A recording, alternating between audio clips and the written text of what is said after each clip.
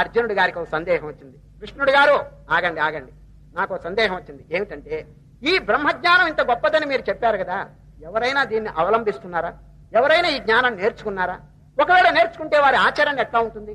ఏ విధంగా మాట్లాడతారు? వారి ప్రవర్తన ఎట్లా ఉంటుంది? దయచేసి చెప్పండి. ఎందుకంటే కేవలం వేషధారులు అయినటువంటి వారు నేను పెద్ద జ్ఞాని అని చెప్పొచ్చు కదా.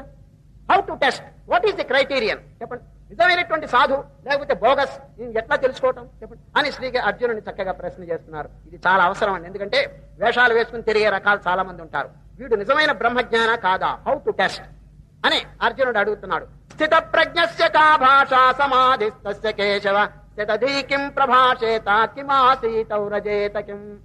వారు ఏ విధంగా మాట్లాడతారు మహనీయులు?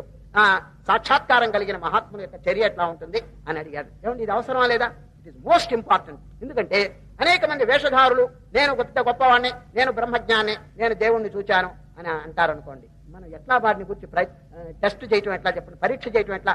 శ్రీకృష్ణ పరమాత్మ కొన్ని పద్ధతులు చెప్తున్నాడు. ఈ పద్ధతుల ద్వారా వీ హ్యావ్ టు టెస్ట్. ఏమిటది?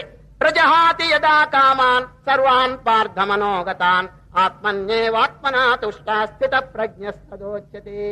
కోరికలు తొలగిస్తారు. ఏ విధమైనటువంటి డిజైర్స్ మనసులో పెట్టుకోరండి వారు. ప్రజహాతి యదా కామాన్ సర్వాన్, ప్లీజ్ అండర్లైన్ సర్వాన్. ఏ ఒక్కటి కూడా కోరిక లేకుండా ఒక్కటి మాత్రం ఉంటుందండి. ఏమిటి చెప్పండి? నీ పాద కమల సేవయు. ఇంతేనండి, ఫినిష్. ఆ పాదంలోనే అన్నీ ఉంటాయండి. అందుచేత మహాత్ములండి దాన్ని ఆశ్రయిస్తారు. నీ పాద కమల సేవయు.